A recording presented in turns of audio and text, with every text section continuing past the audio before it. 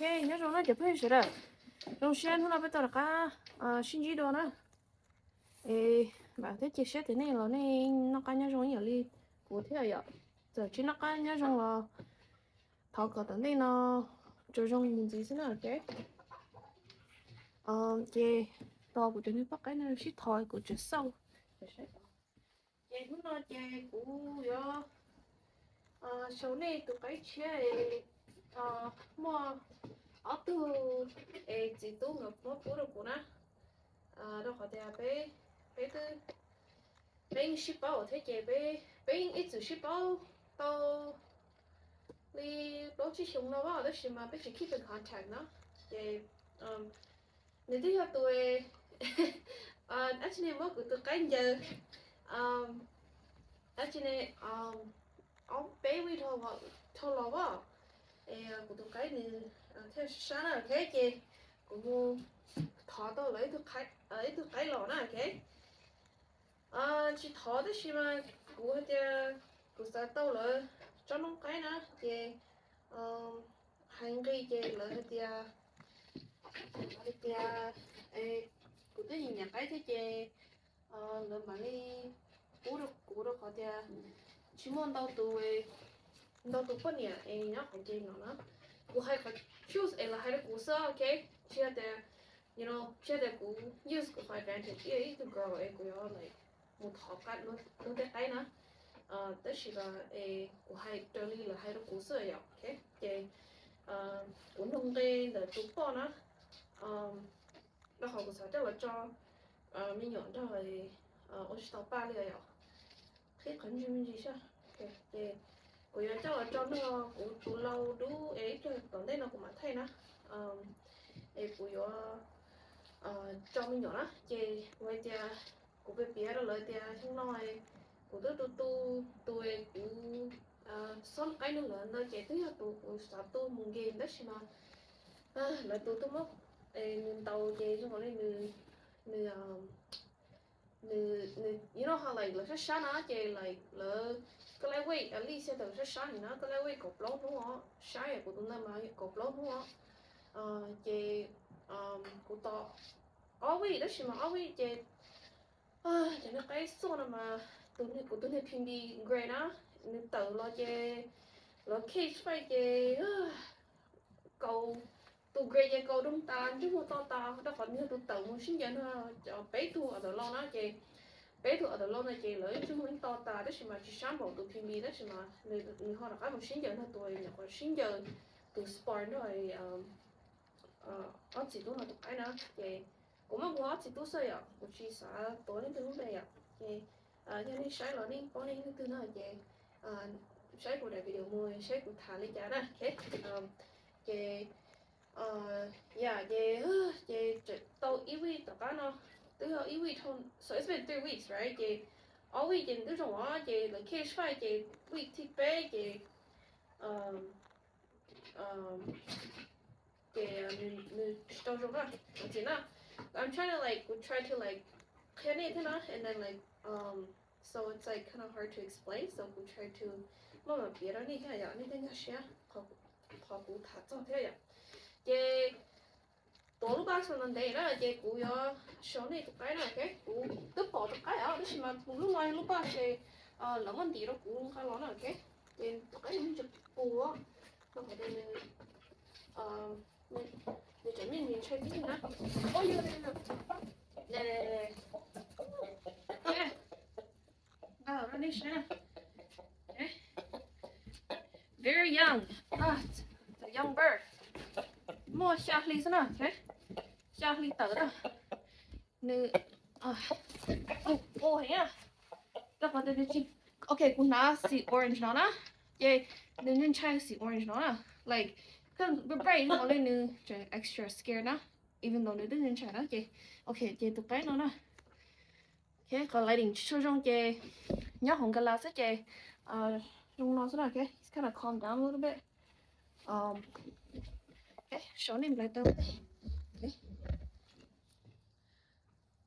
trên này bụng nó mất thay đổi luôn không lại đỉnh sẽ 지금 한테 또 캠era를 유지. 그리고 나서 나한테 표현. 네. 오케이. 다가 cái gì chị ta nó thấy chơi được cũng sẽ thế em là nó về của thiên do thì tụi cái nào cũng có thổ tư là thổ nữ là cho nữ rong chả đâu ok ok đừng nói là xong tổ đi cái mà trong có số nào tụi nó là tụi nhiều color nó my favorite color one of them okay cái nào thì have a color do okay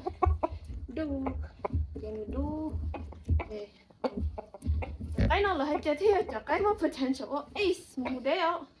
okay để cho lâu ha để cho lâu hay thế cho cái gì mình vào cái nào này bảo là okay sorry tụi cái nào I'm trying to like tame him then very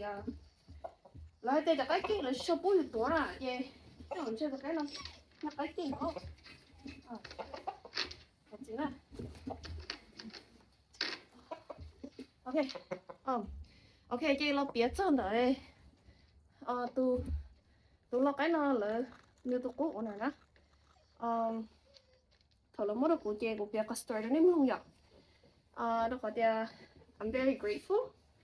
so I wanna personally thank them thật là nó chúng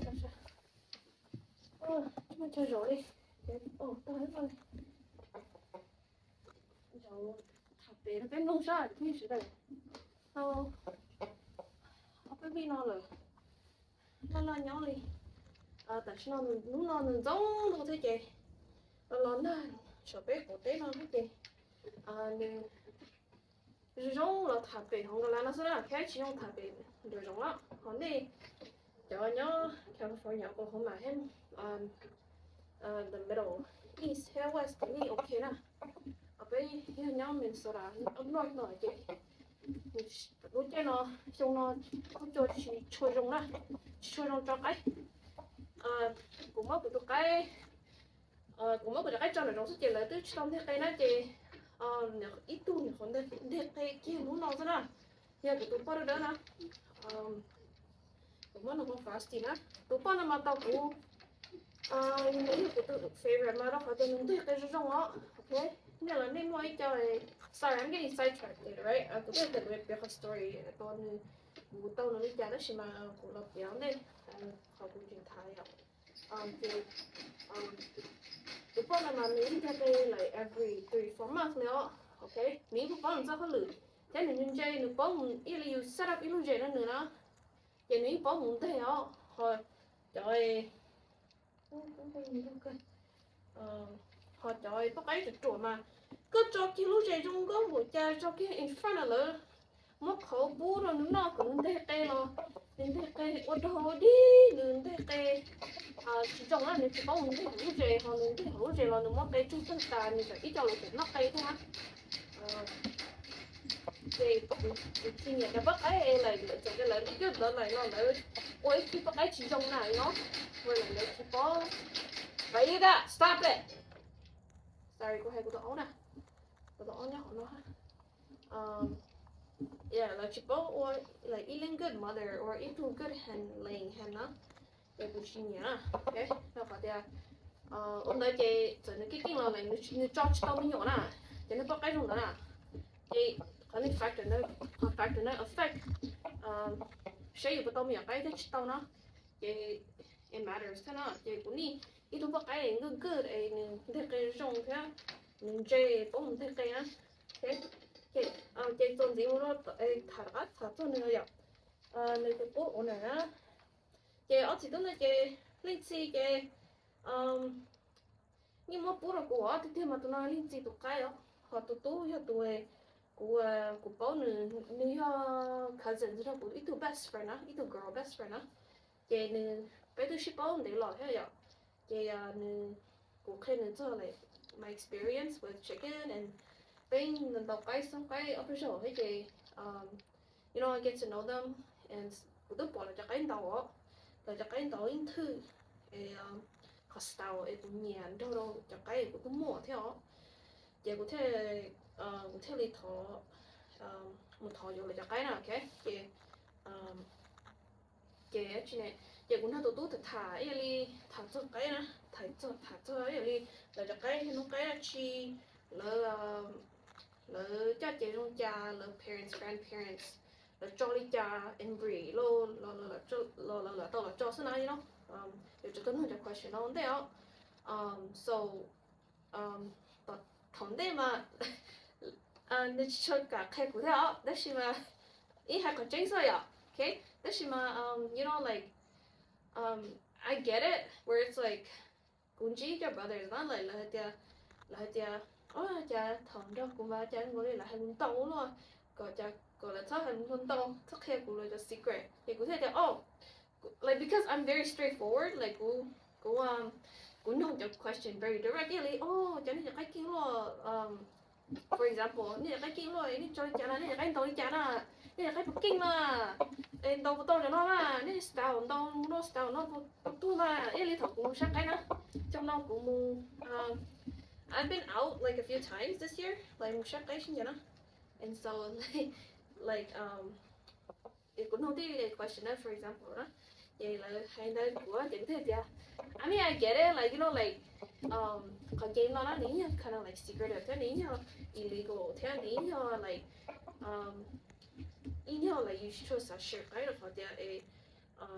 you know you want to win you know you have the best bloodline why would you want to give your bloodline to somebody else so they could be you know because it's a money game you know when it gets at thật sự là cái này một cái là thôi ấy chứ này hay cho nhẹ chị đi đâu cái đâu nhẹ đó chị sợ cho cái đâu xỉu đâu cái tuần nó cái đâu pizza hay cái đâu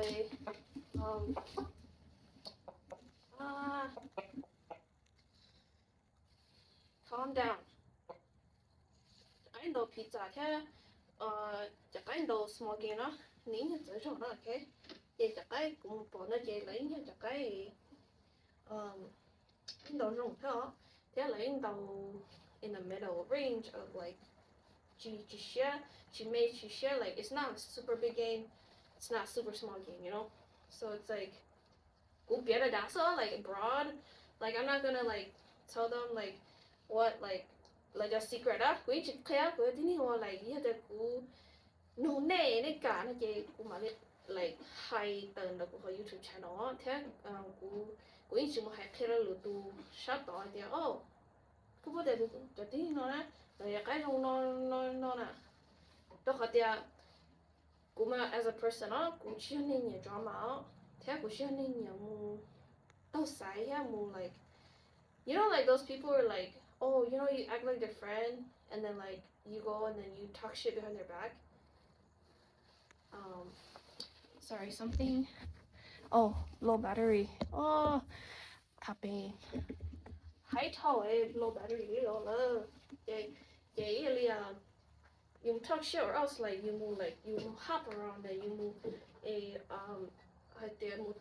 you move for example you được một tay tụi nó cái đó chị cũng move over like một tay mình là like no I'm as a person I'm not like that or I try not to be like that you know because some people view you differently like so they got you on the law for example you or whatever thì lấy so you chỉ on the law lấy lúc không mấy bỏ tôi thì you dùng lên đó đó là mà you bỏ you the king so okay yeah anyways yeah so I'm starting to understand more like you know like của last video now like we hay này thì you make mistakes you make mistakes on day you might be cái tao có truth nó thế có tiền nó so I'm gonna make plenty more mistakes you know bây giờ make mistakes bây giờ make gì so going chỉ sao đi tụi cái nó tôi chơi nhiều mà cái này nhiều kinh thế này nhiều tôi lại cũng chơi nhẹ thế xong nó mà cũng tôi ít tụi cái tao you know it's not like that it's more like the potential tụi cái nếu mua nó like you're just hiring your chances of success you know so it's like so that's what I see in this bird tu là một của nó yeah chị cho bị bé lo gì của chị li hay luôn đó thôi gì yeah but anyways like tu của thà nó mà lại như thà bé thà cho cái mà bé thà cho tên nó sợ chị như thế li hay là xong nó của chị mua cái một gì đó là phải là của tụi nó mà giờ sao chị mà cage fight gì đâu thế chị chỉ trong like mình chỉ trong enough mình chỉ enough time to regenerate to make it for the end of the summer season là đó. I think summer season ni hai kuma ni hai is end around June or the end of June or something like that. And then thinking là cho cái đồ until lu go lên đồ đó. Okay, so see, you did kind of tame, okay. Thế rồi người ta get used to blue voice á, nó khỏi đây thế rồi nó stone hỏi thứ bên này hai lú đỏ, cho nên đó cái gì này thì chả lúc số nào cũng sống luôn đi. Dạ chị nếu muốn như thế thì cụ thể thì cụ xài giỏi thứ bỏ, đó là mà cụ mua sai lỡ cho cái gì họ chị với cụ bỏ tụi nó nát của thì tụi nó bỏ trong đi tụi nó bỏ trong đi nó bỏ related to tôi cụ tuổi cụ bỏ đó cụ bỏ là tuổi anh đó, đó là cụ chỉ hay đến đây cụ chỉ hay in detail đó. Chị của bên này chị giá tụi nói mà tụi nói tụi đầu cái tụi phân nhẹ thế tụi nói tụi mua in khả năng như là family là cái là mua em bring đầu thế là mua cross sang thôi nè. Hay là chị đi ví dụ thôi chị này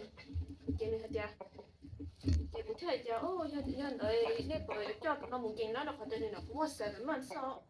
tụi nó tụi cái là cho tụi cái đi thầu lúc chiều đi nó chị it's more for very late season đó, so cũng không lên đó nó cho nên là lỡ mà lên nhà cái lo đó nó còn cái này thì mê rồi đó, theo tụi cái này thì dần á chị là tới chỉ đâu có sao nữa thế chị tụi nó ấy thì basically chỉ là stag thôi rồi like an older stag chị có thể đâu trong cái thế quý nhà like quý nhà là cho cái thế thì quý like cuộc hội là cái right chị ở trên này chị ít là thảo là chị hay trong cái là tụ bỏ thế hay trong cái là sẽ là mỗi tụ lâu đó khỏi là mỗi cái tụ theo sẽ là mỗi ít cho lâu thì cũng có ít khu của xã tao lại cho tao lại nó chị ở trên này tụ của hai đứa tụ á chị tụ mà đi một hai đứa gì kìa sẽ giống một cái chút chị chị biết là có một sắc cái dọc biết là có một sâu rồi cho cái chị lên gì được một bố nữ cho cái là một túi cho cái là khó chị cứ muốn nông ta chị là có một sắc cho cái chị cũng biết lên nó đi thì share có like picture for story nè chị ít là lên gì sao chị ít là có lo tự lên gì chị lên gì thì mình xài có nhiều cái gì cũng có sợi ạ chỉ bảo hàng cái rồi có mấy mình xài có nhiều cái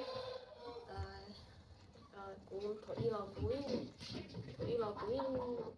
trong cái này từ nhiều cái theo từ này cái stage nó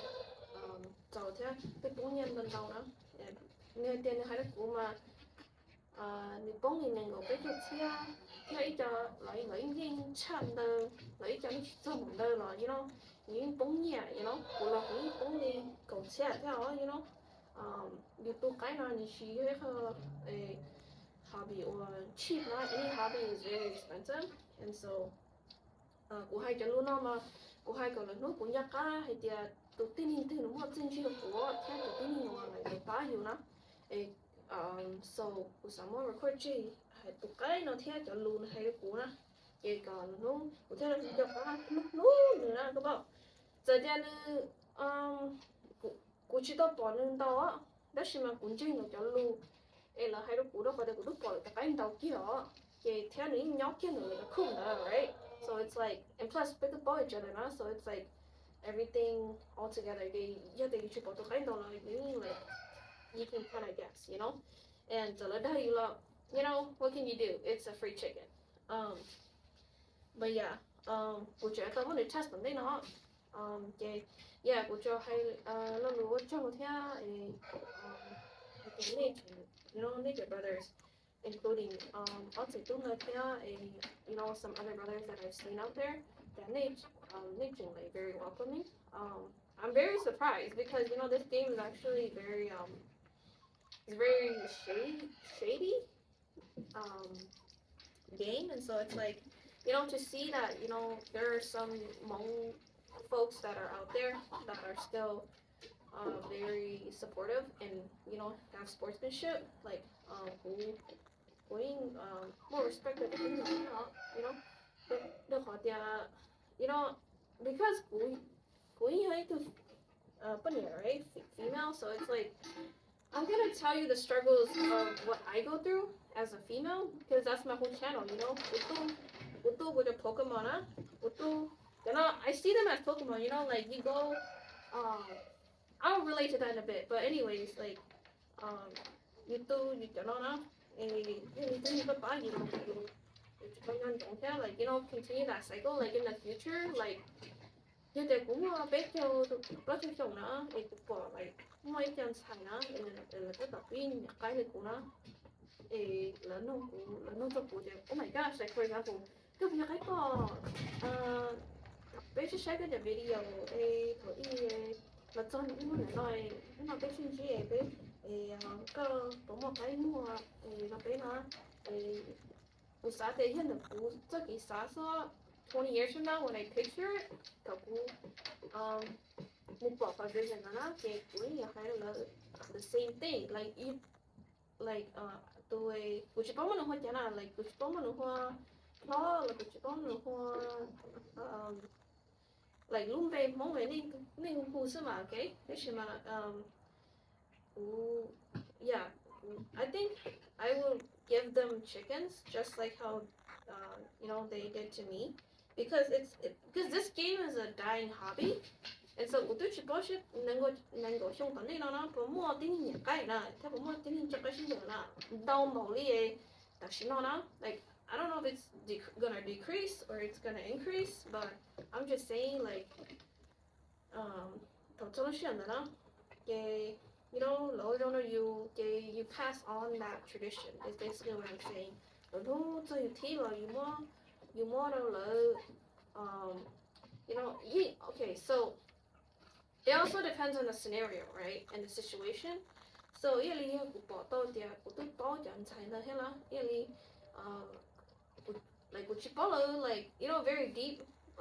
close but then like you know cái bỏ tôi là những cái thế nó chuyện là đa nhiều thì oh my god là những cái tôi là your brothers or people you know cái cũng mua họ theo hay chân là nhia là cái nhia in dùng mà giờ thì you mua tờ lợi you mua thọ cho cái nó cái you in mua cái hậu you in mua tung cái là sao tao đó họ để là cho nó cái là tôi cho tao nó lúc xong mà tờ cho nó rong đó okay I'm starting to understand that a lot more like and how important that is like and how much time it takes to create a line that's very good that's why the thing là tôi build tới cái foundation rong đó dùng cái mình cho cái cái sự rong Charlie trời cứ mà be headhunter đâu mà đi qua mấy cái headhunter ấy chỉ xem đi nó cho một tao nói tôi xem thì mà đi mua là to thì mà tôi chỉ mình nhỏ thì mà đi tới thu cái mua headhunter theo xem chị chị như thế tới thu mình nhỏ nữa này chị chả họ chỉ cả underbelly của là hay like for example chả họ chỉ cả underbelly for example preferences cái gì for example this person they like top spin and then underbelly you know that's and then nếu chả họ chỉ một underbelly nè vậy muốn thấy tụi bọn một underbelly sẽ vậy tụi bọn là vậy cái tụi thấy tụi bọn nếu một underbelly thế nếu một kind of top spinจะเจออยู่เลยtụi lòi như thế tờจะไม่หน่อยก็สัตว์ตัวtop spin underbelly vậy basically what I'm saying is that good mà tóm mà ít tao chúng tôi vậy the thing is là tụi mua tụi cái go look for in the generations the third generation go look for nó vậy là tụi mua để chắc gọn nào you know so it's not easy to get those birds, you know? Like for example, we had to be you should more the connection you have to go to tini you go change it to tini or to more the best of the best line you told like you know, like who wouldn't want to like, you know, skip waste time and you know wait that's your situation, right? Like for me more connection like mentor in chicken, I'm talking about chicken, like you be okay, and you know the struggles everyone knows because the master that teaches you or anyone who actually went through the trial and error method, trial and error like and so literally is what I'm saying, you know. And tung cây cái là giống cây nó là dưới món cây nó lỡ đó đó mà tụi nó mà lỡ món bún của cái cũ sẽ sắp lỡ nha, okay, cho họ thì okay bia linh đó ta cái có reason why là món nó cũ thế có story nó ta, okay, cái tụi cái nó the reason why là món tụi nó specifically mad is because tụi nó nhiều tụi nó potential chơi small game maybe even bigger than that, but it depends on how he does and see if he improves. So this is basically like gonna be my real first game bird because I know I'm more close to them now, so you know, you know, if I have questions I can go to them. So I'm starting to see how important that is because you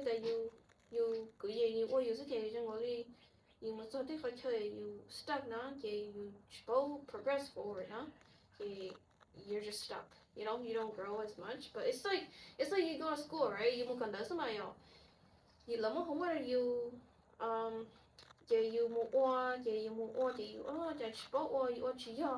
to teacher more grade to teacher you tell mà cờ cho the của nó chỉ mà đi đến nó mà nó đã có hồ đua mà nó there's like different levels of like progress, and so having people to reach out to, it's like a must, like you need you should more you isolated you're not like up to the game, like up to like the you don't know what's going on in the chicken world and stuff. Like I'm not even up to date on everything, like all the lines, like I don't even know like all the lines. Line or you know. So it's like it's like social media too, you know, where on top of like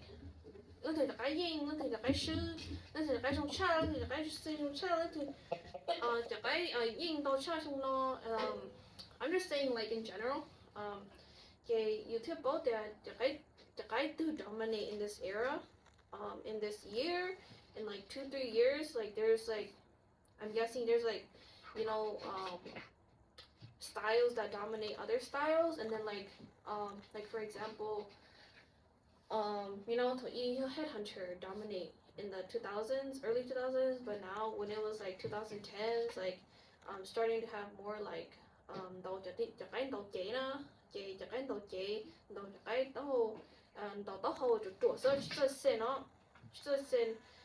like they know how to sin lần đầu tiên chọn nó chọi đầu có mò đó xí mà đầu tao hồ sơ nó đâu phải để lắm mò nó sin defense ba nó so yeah, so there's so much things that, you know, I'm learning, and so cool chơi là biết mình gì thế này, you know, cô biết nên chính cái xe là nếu chúng tôi ô thế nên chính cái xe okay họ để tính tôi ô thâu lò nữa cái nên know exactly where I'm at and what level I'm at. Like I'm still like rookie, you know. Like I would say if it's 1 to 100 level, I'm probably like level 20 because 这 take care 该接个该用这叫该这 breed literally like just breeding 个 like 都没有该呢 and then like 不好个用天我跳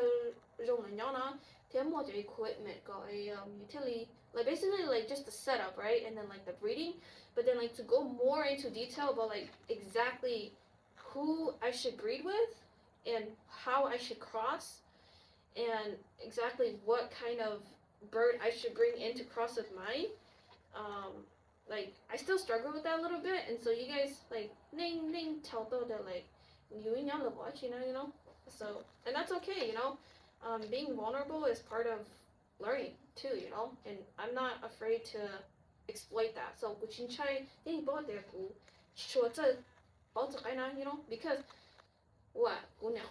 I'm in my early 20s, so it's like assuming that like I live to 120 years old. So 我觉得我是更子呢 ，OK， 给，但是我特别头多呢，一里阿去了，一比头多中多 ，OK， 但是嘛，头多嘅 you can't do everything, you know, you can't tackle all the things you ever wanted to do in life. So when you're older, you do it 要十我大嘅，要控制十我大嘅头要落嘅比，一条切 if you want to, or you continue to do the things you love to do, or the things you're interested in, you know, so. I see chickens like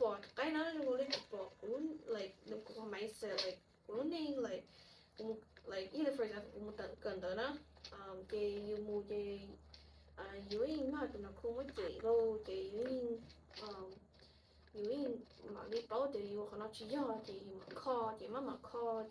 improve okay and then like you know sometimes you want to give up in which many times I wanted to give up.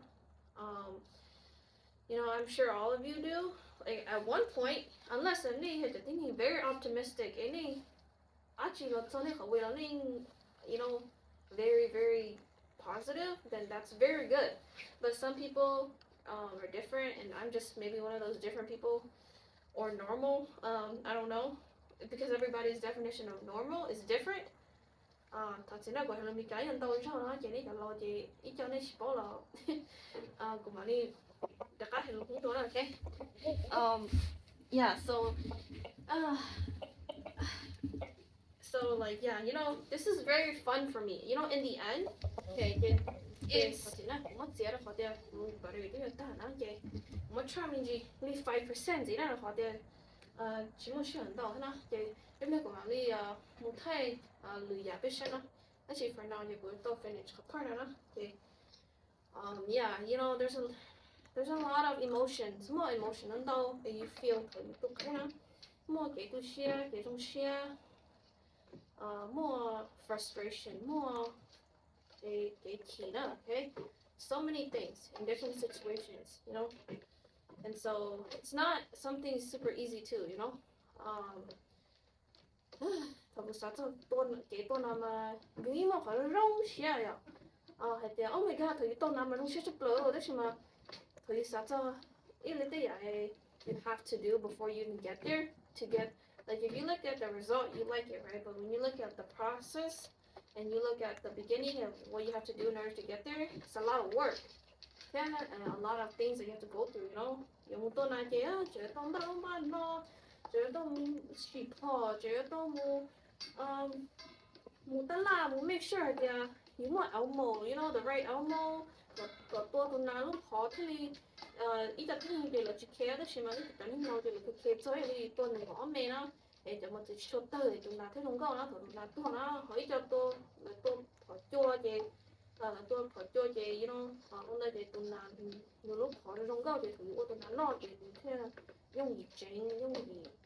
dùng gì lỡ ta đi mà chén thì chén thì dùng gì错 because họ lúc bố lại buồn như số lo nó but I don't want to go too much in detail with that but you know thì ta nói thì you chuyển đâu mà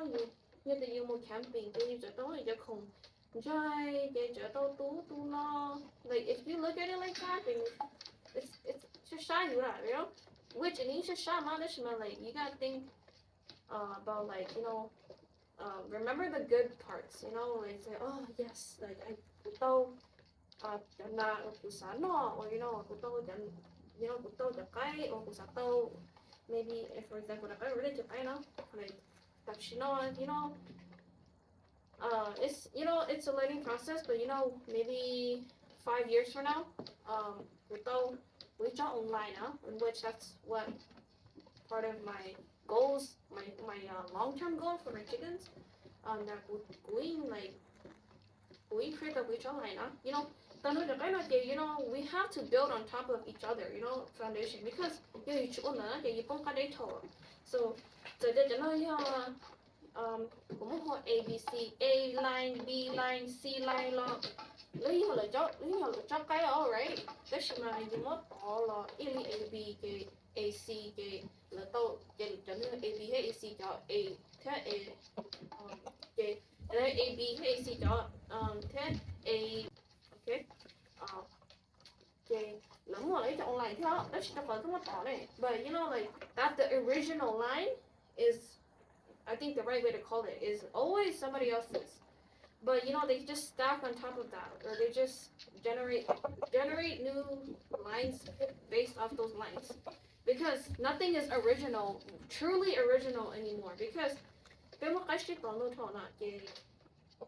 create a line, you tell you style you thế, tụi cái đầu đi you thế you muốn tập lo you hay to then you cái đó, đó là những trong trong tiền you to chẳng cái này nó cho cái từ nó hay là tính từ nó, okay, giờ thì tính cho đó là you muốn tập lo cái you have to you have to blue brain, or you have to you have to blue brain là breed cho new project nó cho new project nên thì you muốn hôn to thì you cho còn trời là mỗi you mà chỉ you cho, if that makes sense. Cái là gì của trẻ mất xì á, của trẻ mất xì chơi những đồ chơi thế nào cái cũng như một cái chia sẻ hay thôi là cho luôn là hay nhiều mà những một cái chia sẻ đó thì mà thổ còn đầu ta nó chơi chỉ còn đó gì thấp tốt thì nhiều nhiều cái nó cứ là chỉ nhiều đó, okay.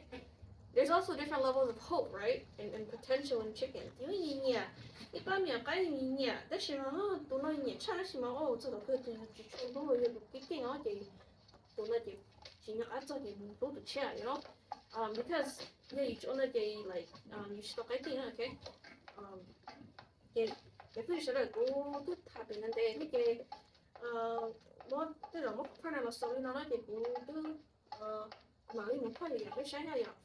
để video nó những cái để cho nó có thể I've just been going through so much, and so it's like I just want to like record it and share it, and so it's like so that real rookies with me and real people who are learning,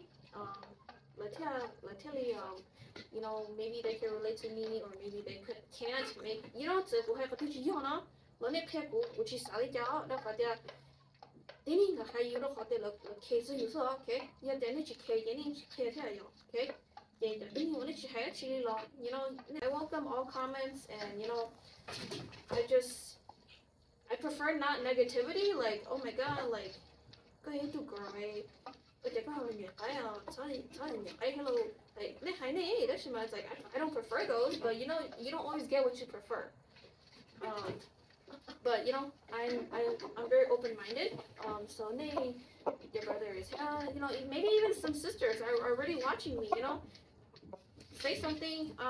I'm starting to reply to the comments more often now, because I see and I realize how important that is, for especially because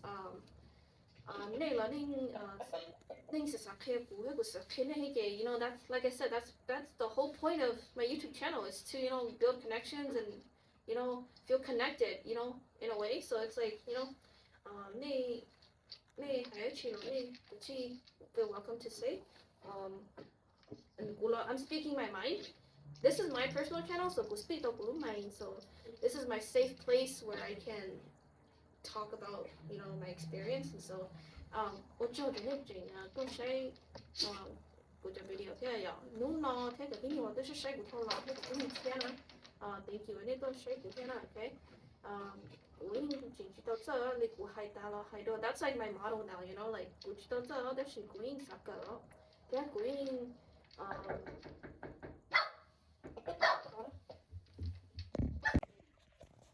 ok giờ phải sợ nữa ta thật thật rồi của tôi sister nâng cái là hổ nâng cái là nó chị Ryuga stop it chị interrupt của chị của chỉ tao mới properly sau của partner nó chị là thay này gì trong gì hết vậy của mất tụi cái nó cho contemporary cho nó for now nè của nhà con ngân lo sức chị nên nhớ lên nó for now nhớ lên nó for now của mà đi bơi khỏi chơi rồi có nhớ là mình tôi nè ok cái của chuyện tao tôi lúc gym nó có exercise theo luôn nhưng mà đâu giờ tao quá cái của chuyện thắc cái gì này xem nè chỉ tao giờ tới nếu mà suy hẳn nó là sáng một gì nè cho tôi sẽ là